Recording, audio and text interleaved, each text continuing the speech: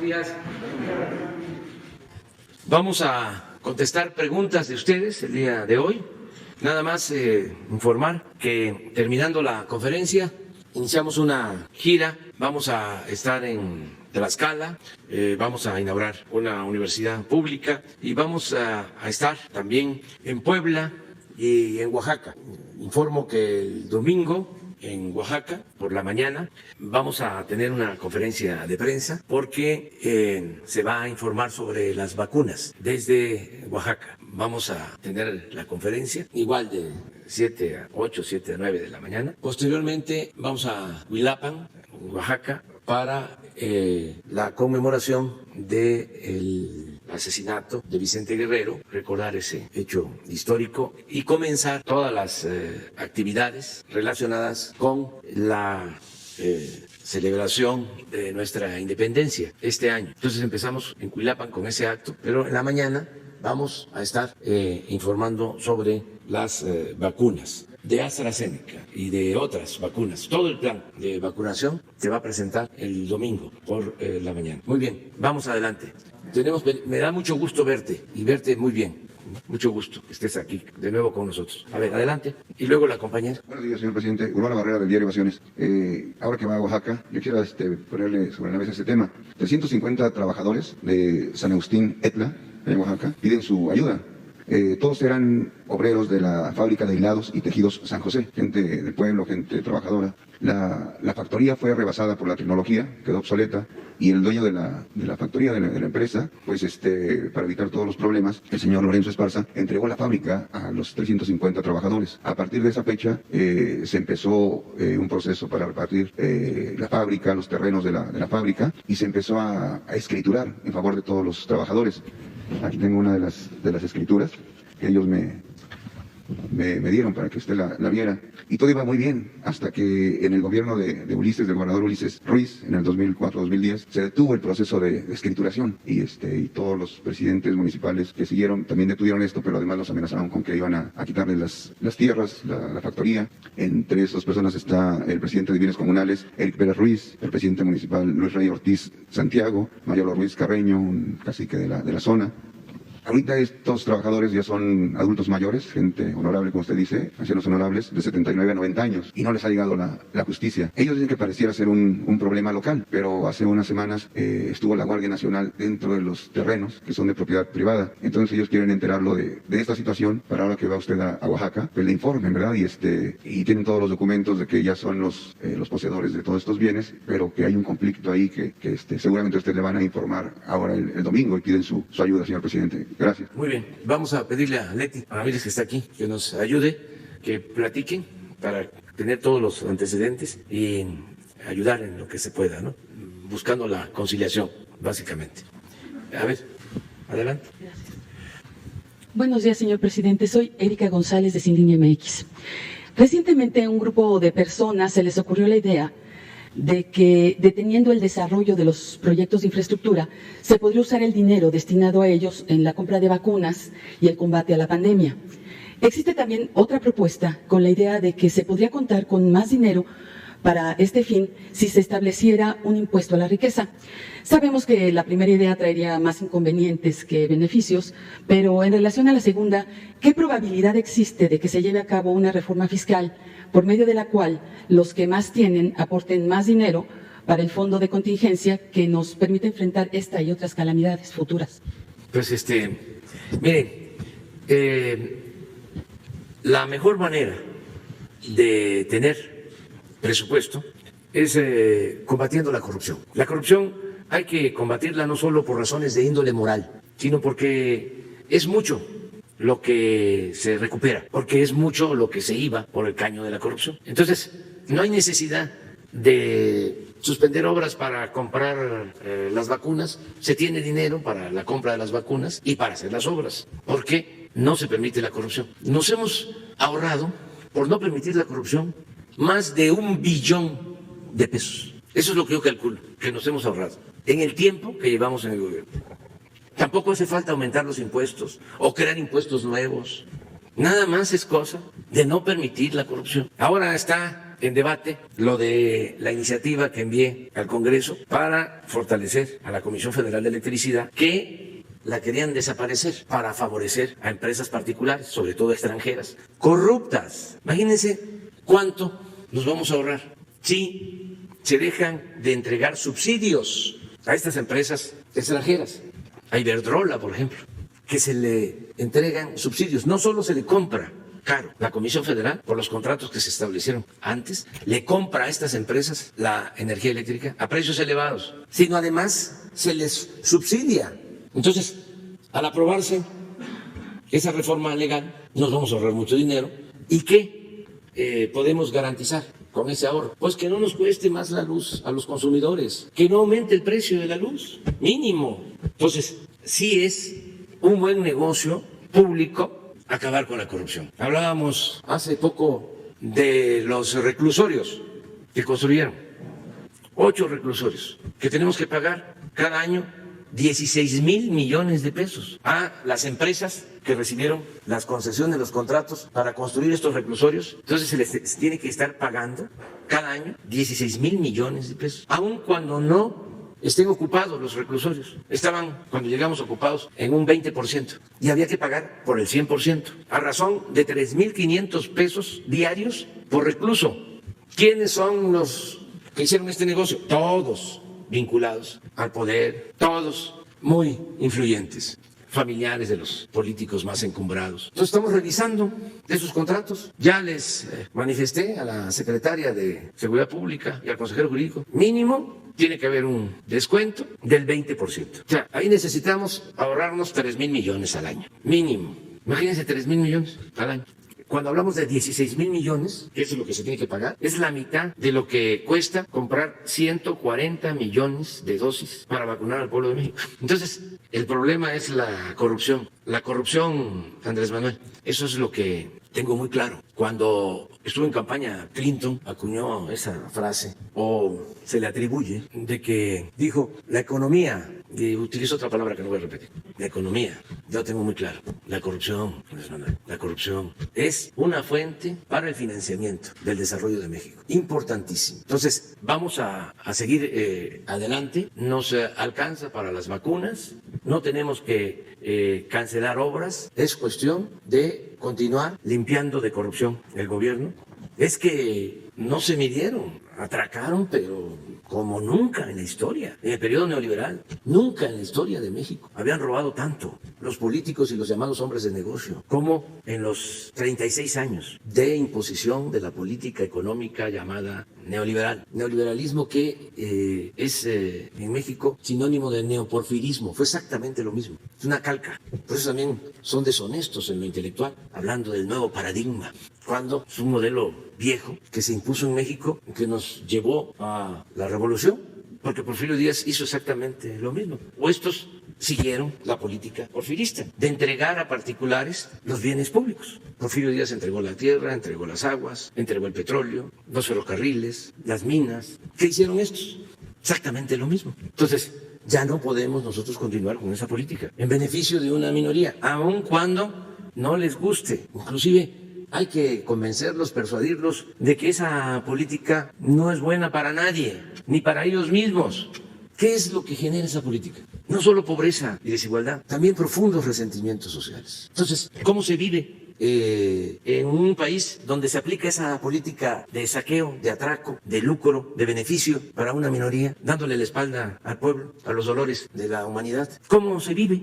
Pues con miedo, con temor, con guardaespaldas, con carros blindados. Y eso no es vida. No hay cosa más preciada que la libertad, que poder caminar por las calles libres. Entonces, si logramos una sociedad mejor, sin estas monstruosas diferencias, desigualdades, donde unos cuantos lo tienen todo y la mayoría carece hasta de lo más indispensable. Si vamos hacia un país, si seguimos caminando para lograr que haya justicia, que todos tengamos oportunidades de salir adelante, si se regresa a lo que hubo en México en un tiempo, que se le conoce como movilidad social, que es un concepto de la sociología, que consiste en que el hijo del campesino, del obrero, del comerciante, puede, con el trabajo, con el estudio, ascender en la escala social. Si logramos eso, ya, como se dice coloquialmente, ya la hicimos. Pero eso fue lo que se interrumpió. Llegó el momento en que ya no se podía progresar en el país. Para poder salir adelante había que abandonar México, por eso la migración, o lo más lamentable, ¿no? Tomar el camino de las conductas antisociales, porque se cerraron las puertas, se impidió esa movilidad social. Entonces, nuestra aspiración es, vamos a acabar con la corrupción, porque eso nos va a permitir que haya movilidad social y que de manera honrada, sin caer en la ilegalidad, podamos salir adelante, todos. Y nada de que, como también quisieron los neoliberales establecerlo, el dicho según el cual el que nace pobre va a morir pobre. No, eso es inaceptable. O desde que el mundo es mundo, sí, hay ricos y hay pobres, y confórmate. Esa es tu suerte, así te tocó vivir. No, ese es el concepto conservador. No, se puede salir adelante. Claro, para eso, pues tiene que haber acceso a la educación para todos, y al bienestar, y al trabajo, y a un salario justo. Y todo eso es posible en nuestro país, porque afortunadamente México es un país con muchos recursos naturales, con muchas riquezas, a pesar de que nos han saqueado por siglos. Y vivimos en una circunstancia también muy favorable. ¿Cómo se va a consolidar económicamente América del Norte con relación al avance de otras regiones, de Asia, por ejemplo? ¿Cómo se consolida esta región? Pues con México, con nuestro país. México es la bujía para el desarrollo, para el crecimiento económico de América del Norte. Si no es por México, pues ¿qué va a seguir sucediendo?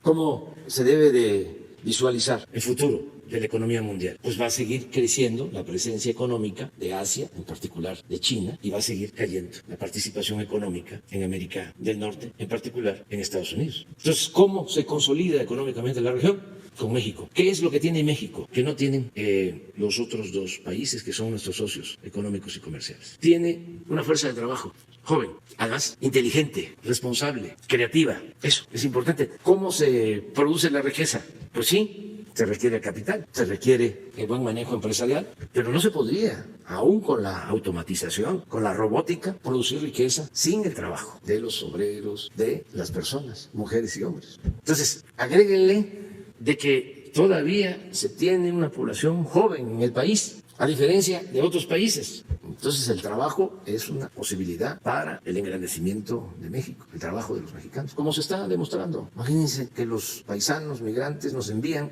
no voy a dejar de decirlo, más de 40,000 millones de dólares. Es la principal fuente de ingresos que tiene el país, y eso es fruto del trabajo de los mexicanos. Entonces, ¿qué es lo que tenemos que procurar? Que no haya corrupción. O sea, a tu pregunta, no hace falta cancelar obras que al contrario generan empleos, no hace falta aumentar los impuestos. Fíjense que cuando nosotros estudiábamos en la universidad, en la Facultad de Ciencia Política, pues se hablaba mucho y en las clases se enseñaba de que se acumulaba el capital porque se producía la explotación del trabajador, porque el dueño de los medios de producción, el burgués, se quedaba con la plusvalía, no pagaba bien los salarios, explotaba a los trabajadores y así se acumulaba la riqueza. Eso fue lo que se enseñó durante mucho tiempo y es una teoría válida, pero que no aplica del todo en el caso de México, porque en nuestro país la acumulación de capital no se dio necesariamente por la explotación del burgués o del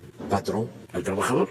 La acumulación de capital en México se dio por la corrupción, porque se llegaba al poder y se hacían negocios jugosos al amparo del poder público.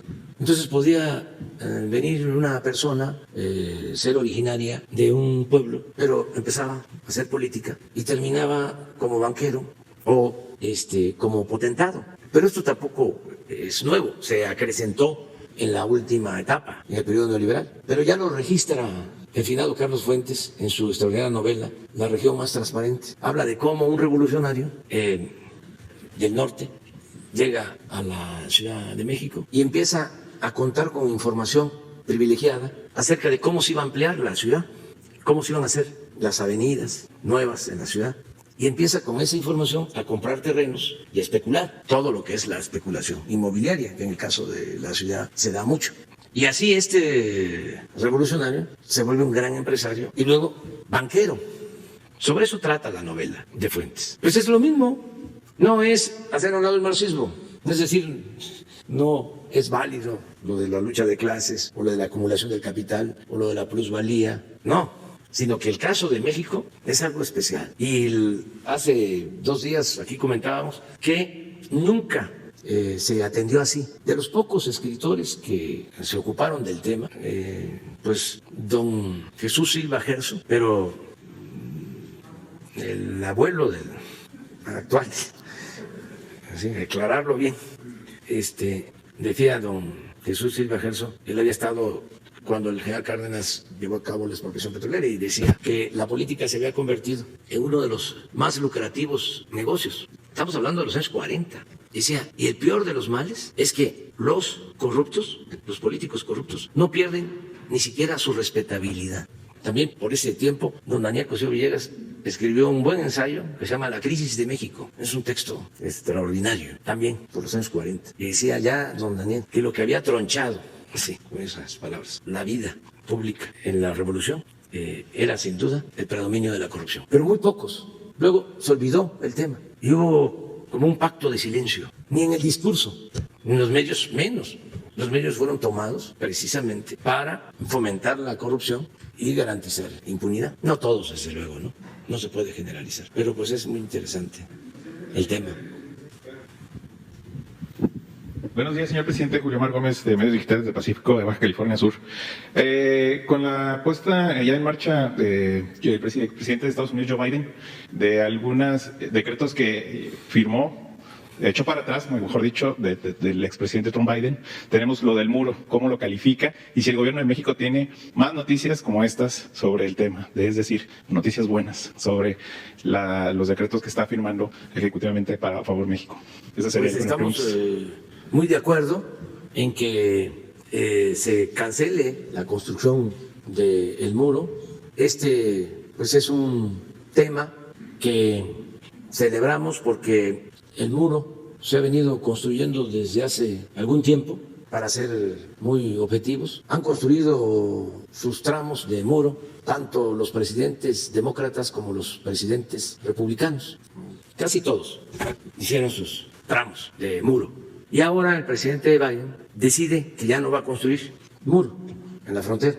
Entonces es un hecho histórico, porque si tenemos la gráfica, van a ver cómo se fueron construyendo kilómetros, ¿no?, de muro. Desde luego, es muy grande nuestra frontera. Son 3.108 kilómetros, 3.180 kilómetros.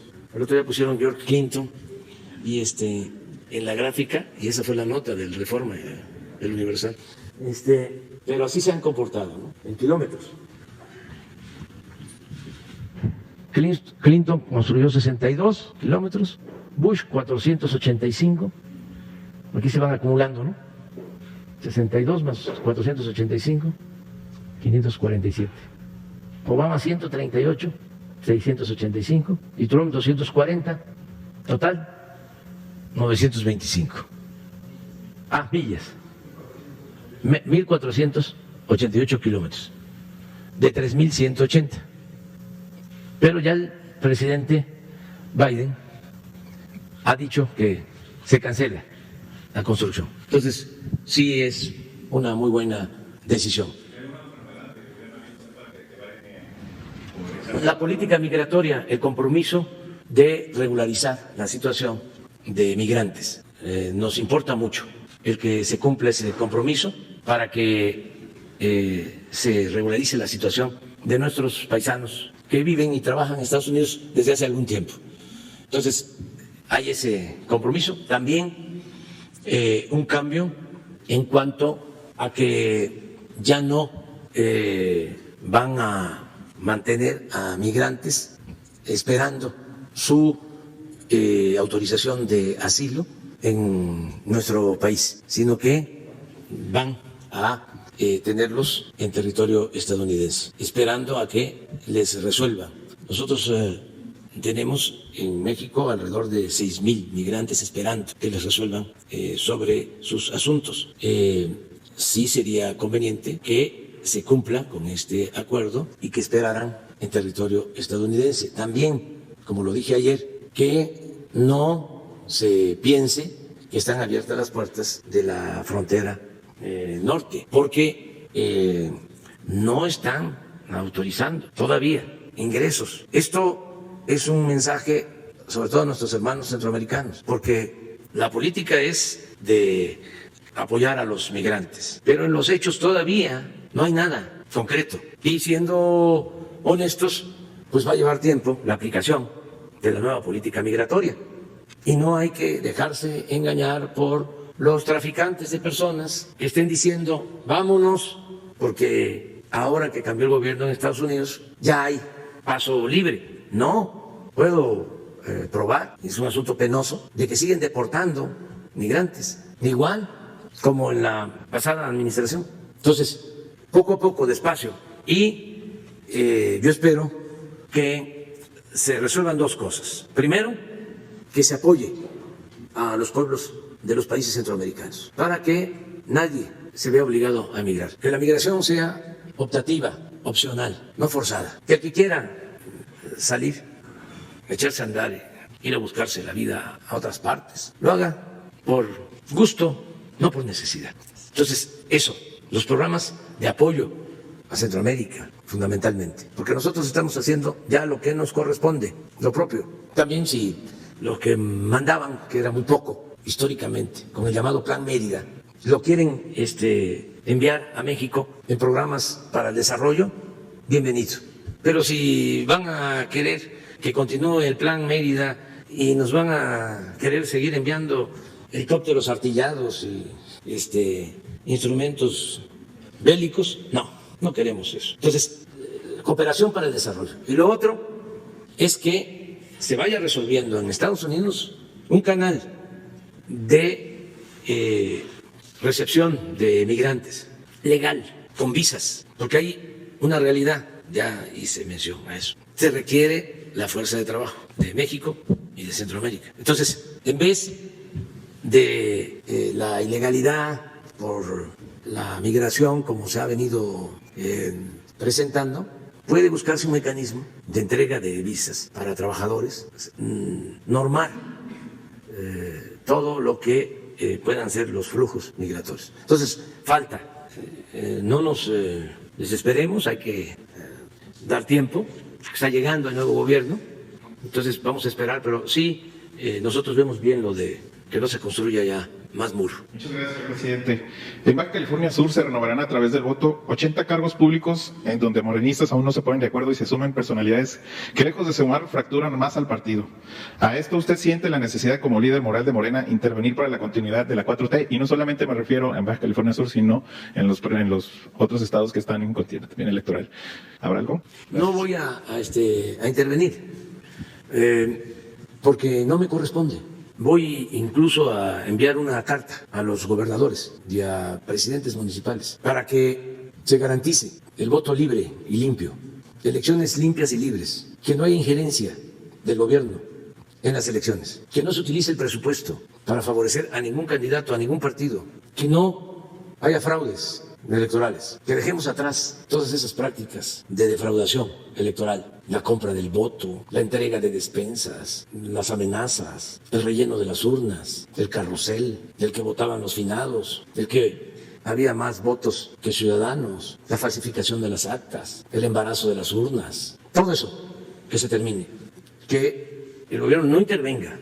Todo eso que sucedía hasta hace muy poco es la herencia del porfiriato. Cuando Porfirio Díaz pues no había democracia. Él mandaba las listas de los que quería que salieran de diputados y salían todos. Tenía palomas mensajeras y él decidió la fórmula que luego le atribuyen a don Adolfo Ruiz Cortines, pero no, fue de Porfirio, que los gobernadores, diputados federales, senadores, eran del presidente, y los presidentes municipales y los diputados locales de los gobernadores. Eso se mantuvo, bueno, hasta hace muy poco tiempo. Entonces ya, se acaba eso. Vamos a hacer honor al apóstol de la democracia, Francisco I. Madero, porque esa es una asignatura pendiente. El único presidente que tenía realmente un compromiso sincero en favor de la libertad y de la democracia. El único.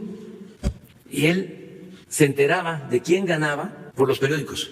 A diferencia de Porfirio, que él mandaba las listas, el presidente Madero no intervenía y se enteraba de quién había ganado después de las elecciones. Y enviaba cartas, por eso lo voy a hacer, a los gobernadores, recomendándoles que respetaran la voluntad del pueblo. Entonces, vamos a que haya democracia. Y por eso no vamos nosotros a intervenir sobre los candidatos y los partidos, que los ciudadanos decidan libremente. Si hay algo importante que se ha logrado en los últimos tiempos, es el despertar de los ciudadanos, la toma de conciencia del pueblo. Ahora la gente está mucho más despierta que nunca. Es un pueblo, ya lo he dicho muchas veces, muy politizado. No hay prácticamente analfabetismo político en México. Es de los pueblos con más conciencia política en el mundo.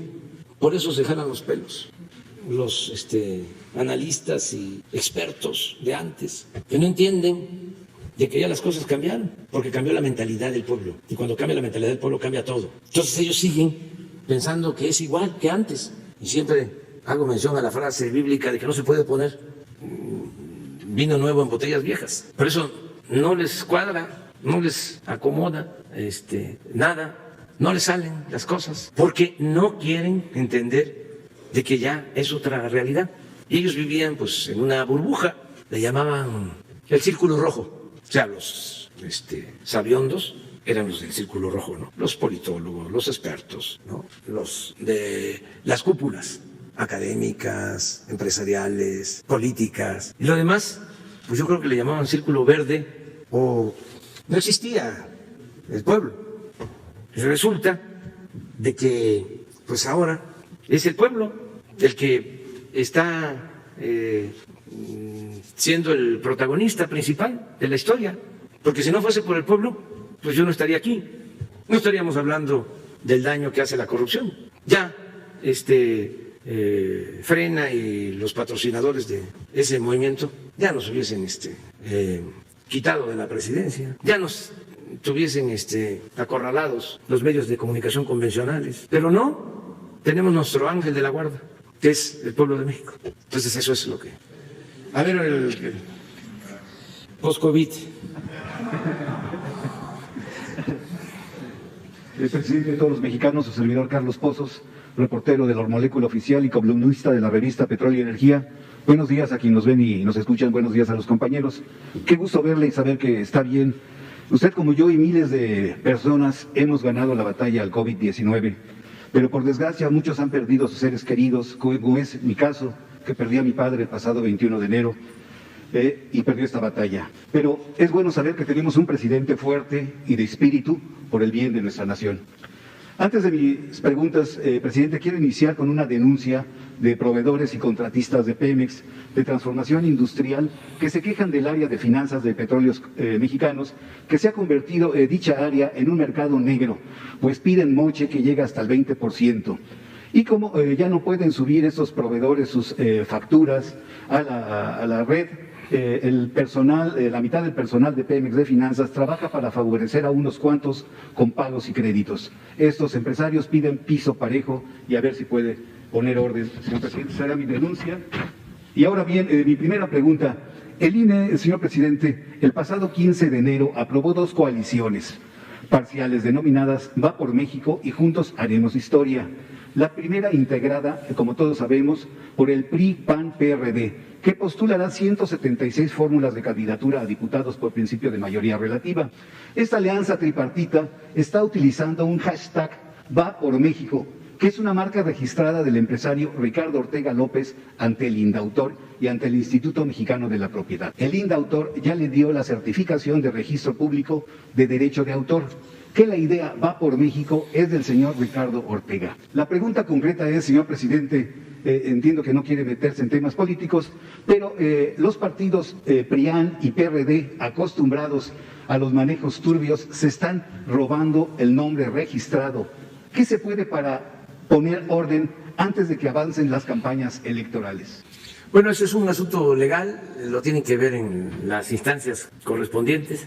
No voy a opinar sobre eso, por lo mismo, solo sí decir 2 cosas. Primero, pues que te abrazo, te apoyo en lo que has padecido, sobre todo por la muerte, por el fallecimiento de tu papá. Y en efecto, es muy triste lo que está sucediendo por la pandemia, porque muchos no pudieron salir adelante, ¿no?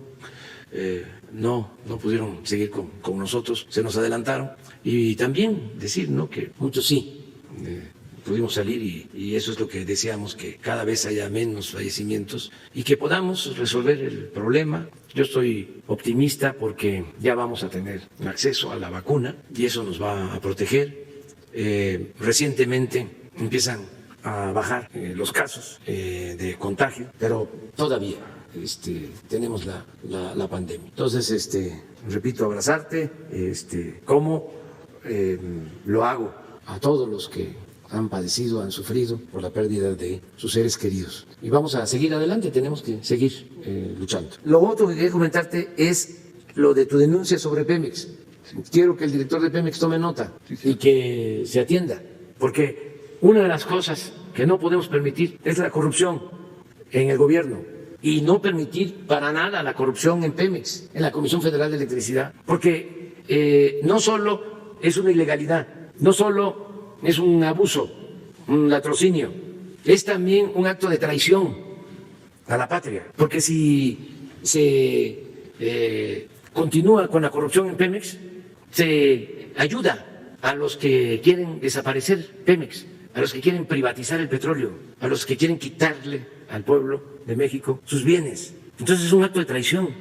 Entonces, cualquier denuncia de corrupción en Pemex, en la Comisión Federal de Electricidad, en el gobierno, tiene que ser investigada y que se ventile, que se sepa, porque estamos viviendo un proceso de transición. El porfiriato fueron 34 años y triunfa la revolución maderista, pero asesinan al presidente Madero. Y viene el huertismo, un cuartelazo. O sea, no fue fácil acabar con el régimen dictatorial porfirista, costó muchísimo.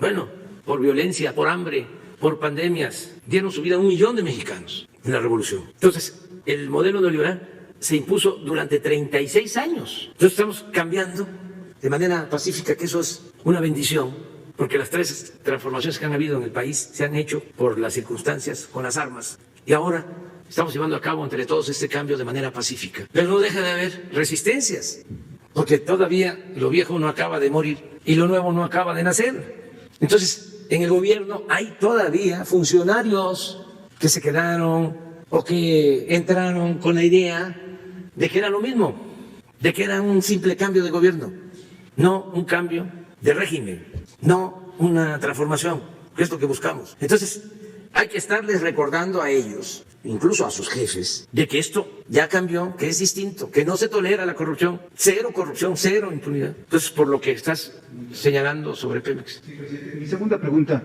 de acuerdo a la última información del censo del INEGI, el desplome del turismo fue más profundo que en el año del 2020, en comparación con los 11.286 millones de dólares que se esperaba captar el sector. Ante el confinamiento en todo el mundo por el COVID-19, señor presidente, este año se espera una feroz guerra mundial por privilegiar los destinos turísticos y por ello se deberán de proteger los corredores turísticos. Recuerdo que en su cierre de campaña en Cancún, el 26 de junio del 2018, usted anunció la creación de una policía turística federal. Urge cambiar la percepción de inseguridad que tiene México en otros países por una percepción positiva, con una estrategia de seguridad turística, de proximidad y empatía con visitantes locales, nacionales y extranjeros. La pregunta, señor presidente, ¿qué planes se tiene para reactivar el sector turístico nacional, clave para nuestra economía mexicana, que casi se encuentra en la quiebra? Y si se puede usar ese plan de policía turística federal para darle protección, seguridad y cuidado sanitario a los turistas. ¿Será posible estos 2 factores que se puedan hacer en estos momentos de pandemia? Sí, miren, tenemos muy claro que hay 6 prioridades importantes, básicas. Una es la de moralizar al país, acabar con la corrupción y fortalecer valores culturales, morales, espirituales. La segunda tiene que ver con la justicia, que no haya tanta desigualdad económica y social. Y 4 de carácter económico, 4 lineamientos. 1, fortalecer el campo, fortalecer el sector agropecuario. Hablando de la pandemia, se logró, y esto tiene que ver más que por el gobierno, por los productores del campo, pero fue el único sector que creció el año pasado. Ya lo hemos dicho, se cayó el sector secundario, la industria, se cayó el sector terciario, el comercio, el turismo, pero el sector primario, el sector agropecuario, creció el año pasado. Entonces necesitamos apoyar al campo, producir en México lo que consumimos, seguir con los programas como Sembrando Vida, con los precios de garantía para los básicos, seguir apoyando a los productores. Esa es una línea de acción. 2, el sector energético.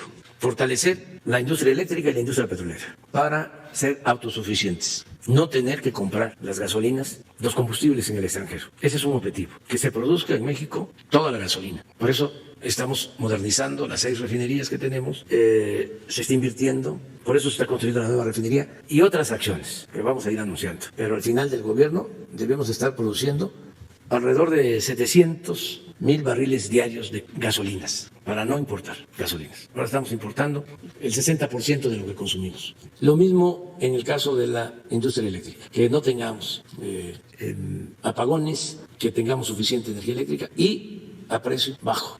Es fortalecer al sector energético. Por eso la iniciativa que envié para fortalecer a la Comisión Federal de Electricidad con los trabajadores electricistas, con los trabajadores petroleros, vamos a rescatar estas 2 empresas públicas. Eso es lo segundo en lo económico. Lo tercero es aprovechar las ventajas comparativas que tenemos por el tratado comercial. Lo que hablábamos, México es un país con muchas oportunidades para la inversión, para la creación de empleos, por nuestra frontera con Estados Unidos y nuestra cercanía con Canadá. Entonces, eso es lo tercero. Eso me tiene optimista porque es una necesidad para todos, o sea, estar en México. Si se quieren hacer negocios lícitos, si se quiere impulsar actividades productivas, si se quieren instalar nuevas plantas, si se quiere invertir, México. Entonces, es cosa de seguir convenciendo a nuestros vecinos de la importancia de que no haya obstáculos para el comercio de los 3 países. Y por último, que es muy importante, el turismo. Nosotros tenemos condiciones también muy favorables. De ahí la importancia del desarrollo del sureste. El sureste, además de tener mucho potencial agropecuario, litorales, tiene pues los recursos energéticos. Nada más pensemos que en el sureste se tiene casi el 70% de todo el agua del país y se tiene el petróleo y se tiene el gas y se tiene la generación de la energía eléctrica y potencialmente el crecer solo modernizando las hidroeléctricas con mejores turbinas para generar más energía. Pero por si fuese poco, allá hay un potencial cultural, artístico, es el origen de la cultura madre, es donde floreció la cultura olmeca, la cultura madre, es donde se desarrolló y se manifestó en su esplendor la gran cultura maya. Entonces, el potencial arqueológico de toda esa región, por eso el Tren Maya, estamos hablando de 1.500 kilómetros de tren moderno, que va a comunicar a todas las antiguas ciudades mayas. Pero no solo eso, se trata de zonas ecológicas, selváticas, de primer orden en cuanto a flora, en cuanto a fauna. Es el mar turquesa, el Caribe, parte del Golfo. Si se tiene oportunidad de ir al extranjero y se le pregunta a algún extranjero sobre México o nos preguntan de dónde somos, decimos que México, es muy probable que cualquier extranjero pronuncie o diga México, Los Cabos, Cancún, Acapulco, porque han estado. O sea, entonces el turismo es muy importante. Entonces vamos a impulsarlo, cuidando el medio ambiente, todo lo que es el sureste. Lo mismo en el caso de Nayarit.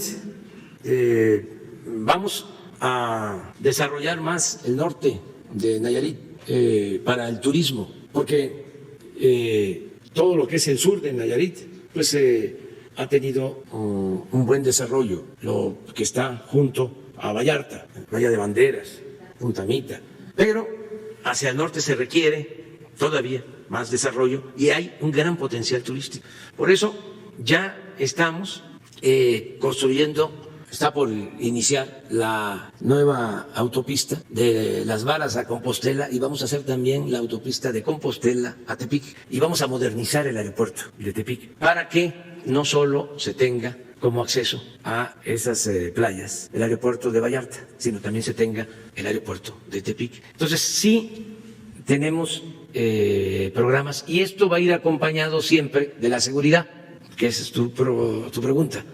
Más que todavía no puedo explicarlo completo porque si no nos van a estar atacando mucho.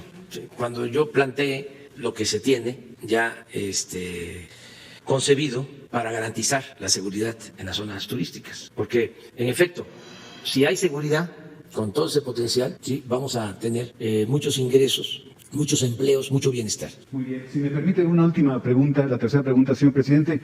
El día 15 de enero usted anunció que eliminaría las concesiones de cárceles a privados y que la Consejería Jurídica de la Presidencia actuaría para dar por terminados los contratos en buenos términos. Entre los beneficiados está el dueño del periódico El Financiero, Manuel Arroyo Rodríguez, quien tiene una deuda con Nacional Financiera de 2.120 millones de pesos a pagar en 12 años. La pregunta, señor presidente, pues han pasado 36 días y quisiera saber cuál es el avance en la terminación de estos contratos asignados y si estima usted que esta empresa, El Financiero, que fue beneficiada, mantiene una campaña en contra de su administración utilizando a sus columnistas, a sus articulistas y a sus caricaturistas porque ahora sí tienen que pagar impuestos, sus deudas y dejar de ser de constructores de cárceles. Pues van a buscar un arreglo, creo yo. No se trata de perseguir a nadie, se trata de que se entienda, como lo dije, que son nuevos tiempos. Esos contratos no los podemos mantener, son contratos leoninos, le han sacado ya muchísimo provecho. Son cosas que se dieron por influyentismo y desde luego cuando imperaba la corrupción. Hay uno de estos reclusorios que hasta lo inauguraron, no voy a decir el presidente porque no tiene caso, lo inauguraron, pusieron las cámaras y todo, y luego se llevaron todos los equipos y lo dejaron abandonado. Y fueron a decir de que se trataba del reclusorio más moderno del mundo. Claro, desde entonces se paga, aún sin estar en servicio, sin tener un solo recluso. Pero esto se permitía desde arriba. Esto, para tenerlo claro, se dio cuando el señor García Luna era el secretario de Seguridad Pública. O sea, por eso, pues la inconformidad de muchos, porque hay dueños de periódicos. Les hablaba yo de los cuñados del expresidente Salinas y ofrezco disculpa, pero abusaron. Contratos no solo de reclusorios, de hospitales, de todo tipo de obra. Vean lo que estaban también metidos en el aeropuerto del Lago de Texcoco. Pues ese es el fondo, por eso es la inconformidad. Ofrezco disculpa porque tenemos también que decir las cosas. Eso no es normal. En un régimen corrupto, eso pasa a ser algo normal. Por eso dicen, está loco, no está de acuerdo, porque querían que predominara la idea de que el que no transaba no avanzaba. Inclusive, un presidente llegó a decir que la corrupción era parte de la cultura del pueblo de México. Imagínense esa barbaridad. Entonces, ¿cómo le llaman a esta corrupción al influyentismo? ¿Cómo lo concebían? Porque no internalizaban de que estaban actuando mal. No, eran negocios, business. Era de lo más normal. Y estamos hablando, claro, de los grandes negocios, arriba. Pero esto llegaba abajo, porque había también una concepción aspiracionista en sectores de clase media que querían hacer lo mismo. Veían el ejemplo. A ver, vamos hacer negocio, porque tengo un amigo que su papá es el administrador de la aduana de Tijuana, o es el administrador del COFEPRIS. Entonces, le podemos vender equipos de cómputo o cualquier cosa, o podemos sacar un permiso en COFEPRIS para importar sustancias químicas que tienen mucho valor en el mercado. y hay hasta sustancias químicas de esas que se utilizan para hacer drogas químicas, de las más dañinas. Bueno, todo eso tiene que desaparecer y poco a poco lo van a ir entendiendo. No hay manera de que eso prospere. Ya se terminó, se acabó la robadera, el bandidaje oficial. Ahora, quieren hacer negocios lícitos, está permitido. Quieren invertir, quieren crear empleos, quieren contribuir al desarrollo del país. Adelante, sin obstáculos. Vamos a buscar siempre simplificar trámites, que no tengan que pagar tantos impuestos, que no tengan que pagar moches, sobornos. Y es una actividad lícita, pero además muy importante por su contribución al desarrollo, la actividad empresarial. Pero estos en sentido estricto ni siquiera eran empresarios, eran traficantes de influencia. Revisen si eran empresarios. No, el empresario primero lleva tiempo, a veces es hasta un asunto familiar, de padres a hijos. Luego batallan para reunir la nómina, para poder pagar a los trabajadores, para conseguir mercado. No es fácil. Tienen que pagar impuestos porque los de arriba no pagaban. Pero el de la tienda de abarrotes, el pequeño empresario, mediano empresario, tenía que pagar. Y arriba se decidía que se necesitaba una reforma fiscal porque había que recaudar más. ¿Y a quién se le cargaba la mano? Al pequeño, al mediano empresario, pequeño, mediano comerciante. El de arriba no. Yo ya no quiero más hablar del tema porque es muy fuerte, pero si yo presento la lista de las empresas que no pagaban impuestos y cuánto se les condonaba, es indignante. ¿Cómo obligar al pueblo a pagar impuestos, a contribuir, y los de arriba no pagaban? Pues por eso financiaban campañas, por eso las guerras sucias en contra de nosotros, porque de repente llegamos y fíjate que debes 10,000 millones de pesos y aquí no hay más que pagar. Me acuerdo que le hablé a un empresario de un corporativo extranjero, porque habíamos mantenido una conversación con un grupo de empresarios y le corrí la cortesía de decirle, a lo mejor no te han informado. Era un estadounidense, es un estadounidense. Entonces yo no hablo inglés, pero tenía yo un traductor. No te han informado de que no han pagado algo así como 10,000 millones de pesos. Entonces me dice, sí, sí tengo información. Yo pensaba que no tenía. Sí tengo información. Ya sé que la están pasando mal. ¿Qué le parece, presidente, si les ayudamos con despensas? Oiga, no me está entendiendo. Le estoy informando que tienen una deuda y que están en la ilegalidad y que si no resuelven este asunto fiscal, tenemos la necesidad de proceder penalmente. Eso es lo que le estoy planteando. Le estoy corriendo la cortesía de avisarle porque estamos a punto de presentar una querella. Entonces, queremos llegar a un acuerdo. O sea, mande a sus abogados y que no le engañen. Ya me acuerdo que me comentó, es que me dicen que estamos fuertes. Pues no, ya no están tan fuertes. Pero esto es muy importante, el que se acabe la corrupción, es muy parecida a tu pregunta, y que todos estos contratos leoninos se revisen. Lo mismo es en el caso de Odebrecht, que está actuando de la misma manera. Es decir, a ver, vamos a llegar a un arreglo y vamos a ahorrar. Y hoy en la mañana también di la instrucción de que quiero que informemos aquí de cuánto se ha decomisado a la delincuencia desde que llegamos, porque se decomisan bienes, dólares, y quiero saber dónde está ese dinero. Con todo respeto, ese dinero va a la Fiscalía, al Ministerio Público, pero no va a ser lo mismo.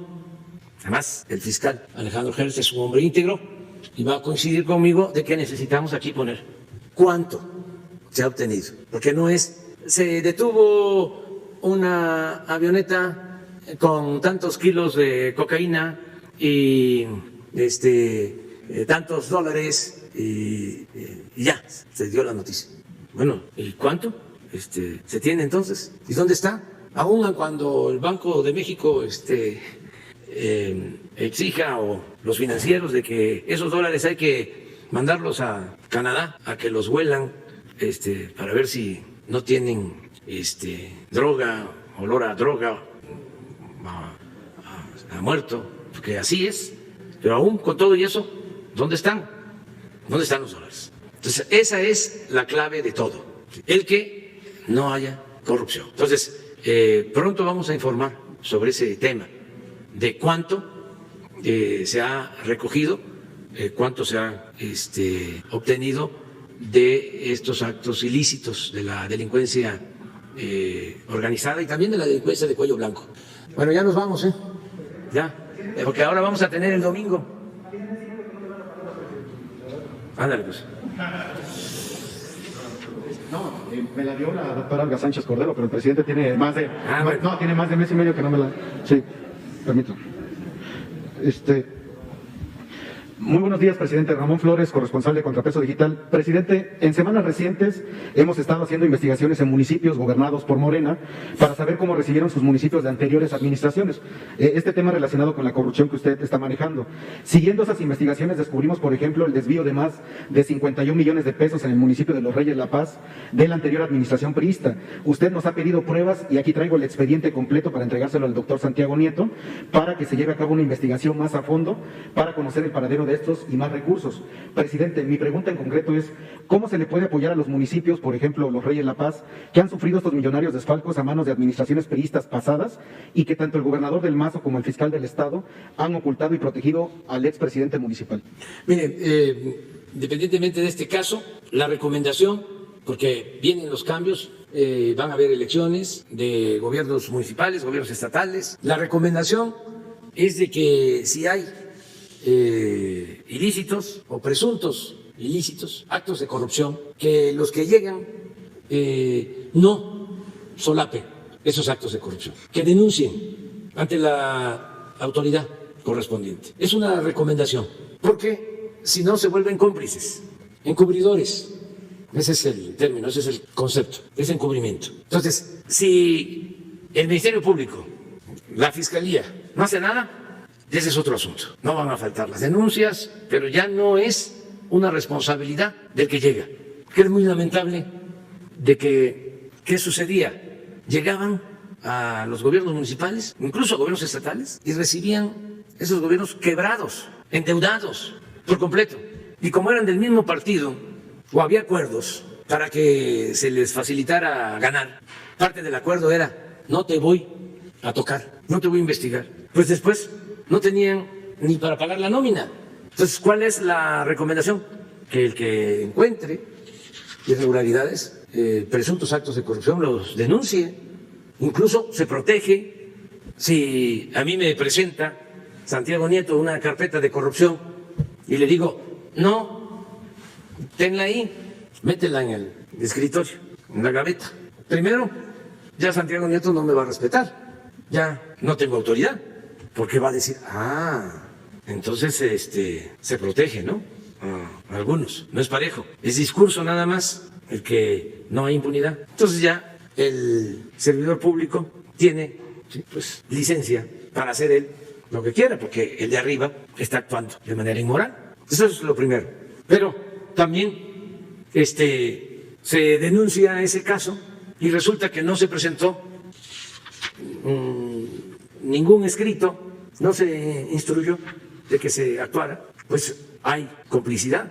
A mí me fue a ver el director de Pemex, Octavio Romero, para decirme de que mi prima estaba participando en un concurso que había ganado y que venía trabajando de tiempo atrás en Pemex como empresario. Y le dije, no, aunque venga de tiempo atrás, no. Y resultó de que le buscaron la forma o no tuvo el cuidado suficiente y al final salió con un contrato. Bueno, se enmendó, se resolvió el problema, se le quitó el contrato, hubo un escándalo, pero yo me quedé con mi conciencia tranquila, que es el principal tribunal, la conciencia de cada quien, porque cuando sale el asunto, lo primero que hace Octavio es irme a ofrecer disculpa. Entonces, a tu pregunta, lo de los Reyes La Paz, que se proceda en la instancia correspondiente y en general que no se tolere la corrupción y que tengan cuidado, que no hagan negociaciones. No va a funcionar eso de que, a ver, soy candidato,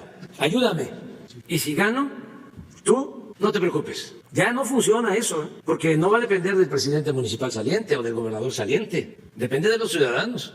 Y aunque quiera el presidente municipal saliente o el gobernador saliente proteger, no va a poder.